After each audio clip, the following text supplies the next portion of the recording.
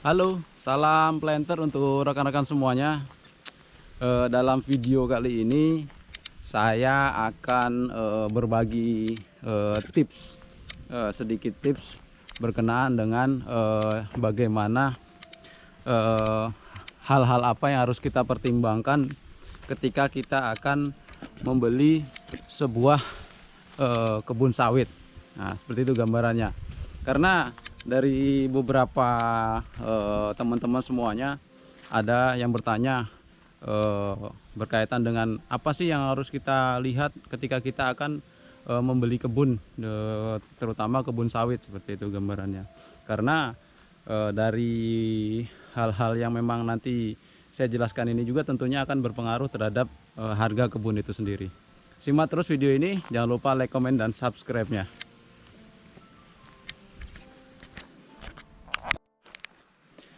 Memiliki sebuah kebun, terutama kebun sawit, itu bisa menjadi suatu impian bagi beberapa orang. Terlebih orang tersebut memiliki keahlian tertentu di bidang perkebunan kelapa sawit, ataupun memiliki hobi tertentu, atau bahkan ingin memiliki pendapatan yang berasal dari hasil pertanian, terutama kebun kelapa sawit. Tetapi tidak semua orang ketika dia mempunyai impian untuk memiliki kebun sawit, dia bisa langsung mendapatkannya. Ada yang dia mendapatkannya karena adanya warisan dari orang tuanya, ataupun ada dia mendapatkan kebun sawit karena dia sebagai anggota kelompok yang mendapatkan bimbingan dari pemerintah dan lain sebagainya, ataupun dia mempunyai kebun sawit karena dia bermitra dengan perusahaan. Dari beberapa keinginan tersebut, misalkan ada yang tidak terpenuhi, para calon petani ini ataupun petani yang sudah memiliki kebun, dia ingin menambah luas dari kebunnya, maka salah satu solusinya adalah dengan membeli kebun. Tetapi ketika kita akan melakukan pembelian kebun, ini ada beberapa faktor yang harus kita perhatikan secara jeli, agar setelah kita melakukan pembelian nih, setelah transaksi selesai, pembayaran selesai semuanya, jadi dia tidak menyesal gitu. Jadi kita harus benar-benar jadi di awal daripada kita nanti terakhir menyesal di terakhirnya, seperti itu. Hal pertama yang harus kita jadikan pertimbangan adalah berkaitan dengan legalitas lahan di sini. Jadi jangan sampai ketika kita nanti membeli tanah, ternyata tanah itu adalah tanah yang masuk areal kawasan hutan lindung ataupun hutan produksi, yang notabene tidak untuk dari segi legalitas itu perkebunan kelapa sawit tidak akan kuat. Jadi sewaktu-waktu misalkan ada survei dari tim kehutanan ataupun dari kementerian dan lainnya, juga bisa nanti jadi permasalahan di kemudian harinya, seperti itu. Karena memang peruntukannya bukan untuk kebun kelapa sawit gitu. Jadi sudah ditentukan bahwa memang untuk areal perkebunan adalah areal yang seperti apa, areal lindung ini khusus untuk apa, dan areal produksi adalah untuk khusus untuk apa, seperti itu. Jadi ini benar-benar harus menjadi perhatian. Ketika kita akan melihat legalitas yang ada berkenaan dengan kebun yang akan kita beli, kita bisa melihat dari dokumen yang ada. Misalkan belum ada sertifikat, paling tidak di situ ada surat keterangan dari kecamatan itu, ataupun surat keterangan dari desa memang yang menyatakan bahwa memang itu layak untuk dimiliki dan tidak termasuk dalam wilayah hutan produksi ataupun hutan lindung. Jadi syukur-syukur tanah itu sudah bersertifikat, itu lebih aman lagi, menurut saya seperti itu. Oke.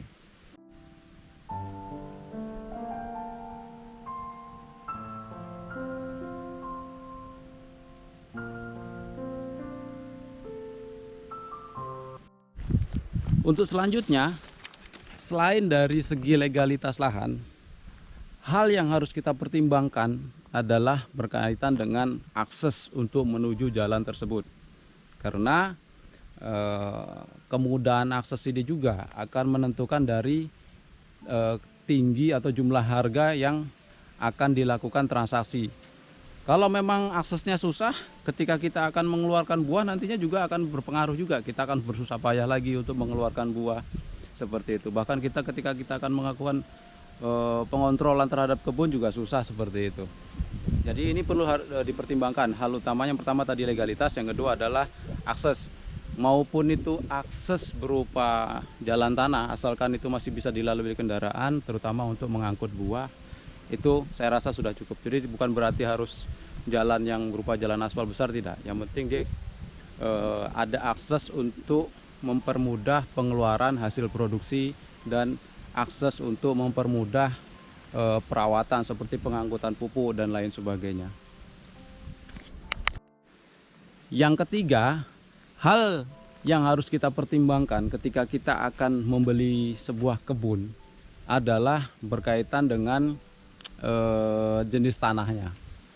Jadi kenapa setelah legalitas, terus akses, terus kita mau lihat jenis tanamannya apa, jenis tanahnya, kok tidak langsung ke jenis tanamannya, tapi kita lebih ke jenis tanahnya.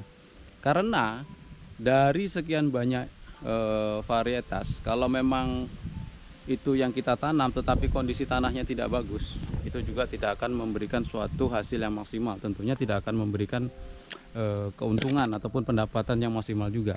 Misalnya seperti kita membeli kebun di areal rawa yang sering terendam, tentu harganya tidak akan setinggi di areal yang memang benar-benar areal mineral yang memang bebas dari banjir dan sebagainya.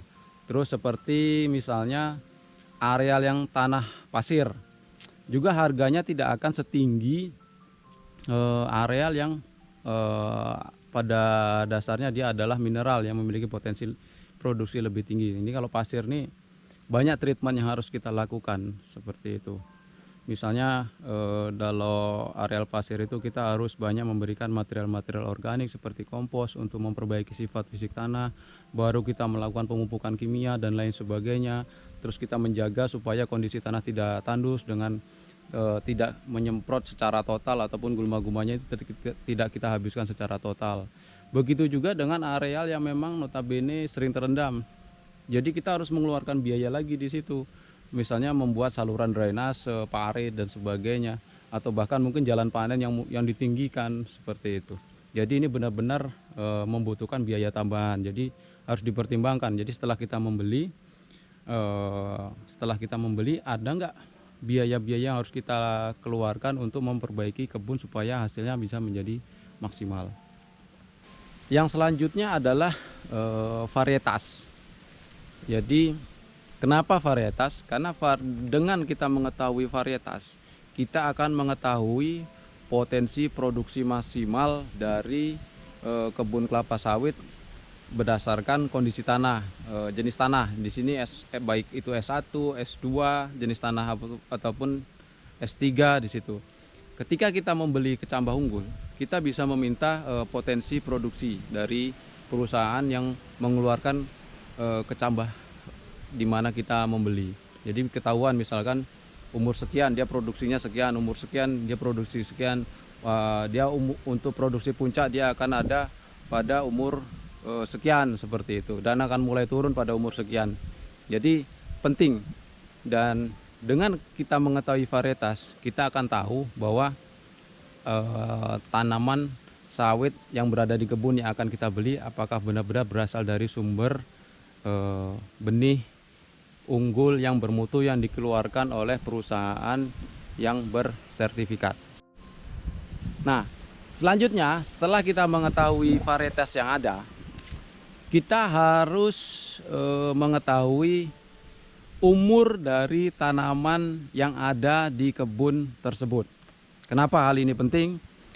Nah, seperti tadi saya sampaikan bahwa kelapa sawit itu memiliki tingkatan produksi, di mana dia mulai berproduksi pada TM1, TM2, TM3, dan biasanya dia memiliki masa puncak produksi.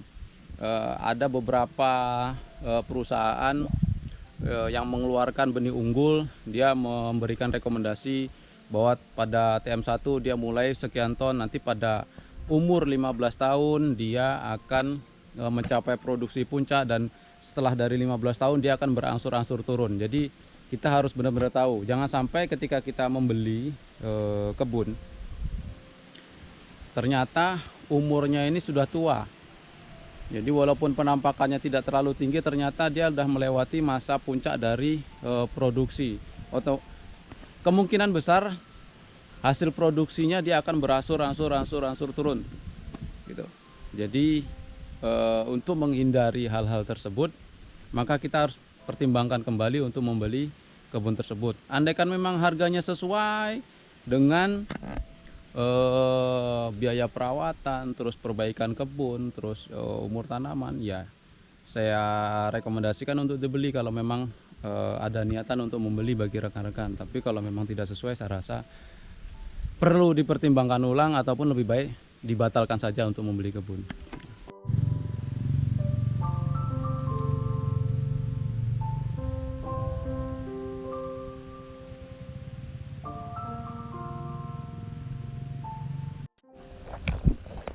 Nah, dari semua yang saya jelaskan tadi, itu poin-poin penting menurut saya yang memang harus benar-benar kita perhatikan secara jeli. Jadi apa yang saya sampaikan ini juga saya berdasarkan saya konsultasi dengan senior-senior saya ataupun para pendahulu yang memang lebih mengetahui mengenai perkebunan kelapa sawit. Juga saya berkonsultasi.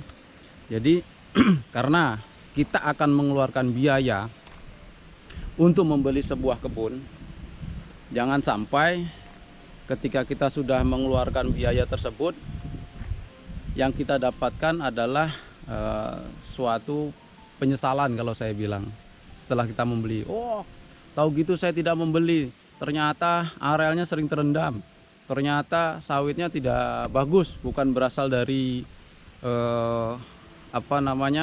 benih unggul yang bersertifikat dan lain sebagainya. Jadi itu